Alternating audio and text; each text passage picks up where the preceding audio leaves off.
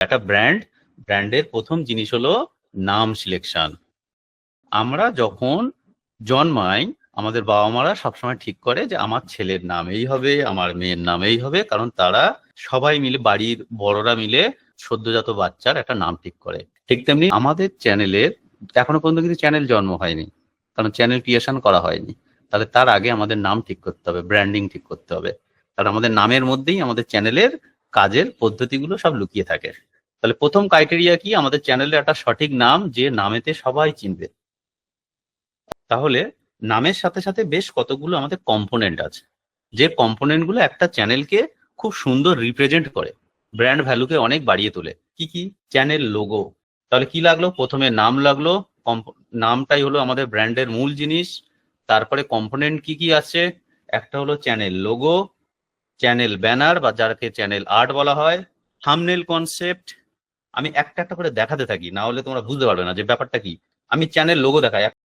এই যে একটা চ্যানেল বানাতে গেলে যেমন আমি বললাম নাম সিলেকশন করতে হবে, এই যে এরকম একটা নাম, তাহলে এই নামের সাথে রিলেটেড, তাহলে এটা দেখে বোঝা যাচ্ছে এন্টারটেনমেন্ট ক্যাটাগরির কোনো একটা চ্যানেল হতে চলেছে, যেহেতু ভেদিকা এন্টারটেনমেন্ট লেখা রয়েছে। তাহলে ভিই দিয়ে এমন সুন্দর করে একটা রিপ্রেজেন্ট একটা লোগো বানিয়েছে, দেখো তো কত সুন্দর দেখতে লাগছে। তাহলে এই যে লোগোটা একটা সুন্দর একটা দেখতে, তাহলে এটাকে বলা হয় চ্যানেল লোগো। আর একটা জিনিস দেখায়, চ্যানেল লোগো যেমন লাগবে, চ্যানেল ব্যানার যাকে বললাম বা চ্যানেল আর্ট, এটা হলো এটা। এই যে চ্যানেল একটা আর্ট, এই যে চ্যানেল আর্ট ভেদিকা এন্টারটেনমেন্ট, কারণ এটা তাহলে মোবাইল, কম্পিউটার সমস্ত ডিভাইসে সুন্দরভাবে দেখা যাবে। এটা একটা আমি দেখালাম। তাহলে channel logo, channel banner, thumbnail concept.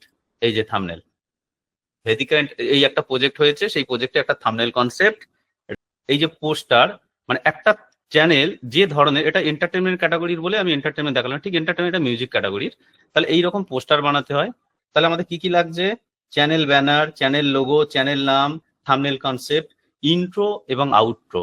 Intro outro মানে একটা চ্যানেলের একটা ছোট ইন্ট্রো বানাতে হবে, একটা আউট্রো বানাতে হবে, যাতে মানুষের কাছে অ্যাট্রাকটিভ হওয়া যায়। একটা চ্যানেলের ইন্ট্রো এবং আউট্রো খুব দরকার। আর কি লাগবে? Colour palette. এই কালার প্যালেট সম্পর্কে বহু মানুষের ধারণা নেই, আমি একটু কালার প্যালেটটা সুন্দর করে বুঝিয়ে দিই।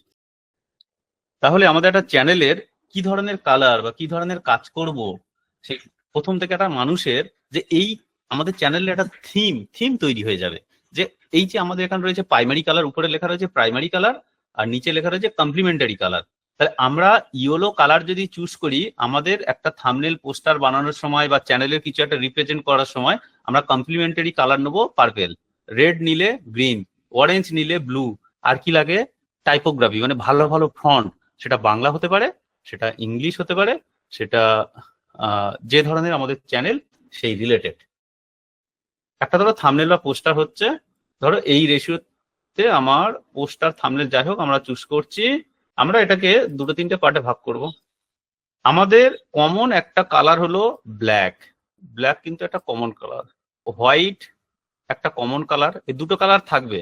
এছাড়া আমি এটা ধরো আমার একটা কালার হয়ে গেল ব্ল্যাক, একটা হয়ে গেল হোয়াইট, তাহলে আরো আমি দুটো কালার চুজ করব, যাতে আমার একটা নির্দিষ্ট নিচ তৈরি হয় আমার চ্যানেলের কালারের। সেটা কি? যদি আমি কোনো একটা ব্যাকগ্রাউন্ড থিম যদি রেড নিই, তাহলে সেই রেডের উপর সব থেকে ভালো যে কালারটা ফুটবে সেটা হলো গ্রিন। আমি যদি রেড কালার নিই ব্যাকগ্রাউন্ড, আমি অরেঞ্জ লিখলে কখনো ফুটবে না। এবার এগুলো মাথা ঘামাতে প্রচুর সময় চলে যাবে, ওই জন্য মাথা ঘামানোর কোনো দরকার নেই, এই চার্টে ফেলে দিলে হয়ে যাবে।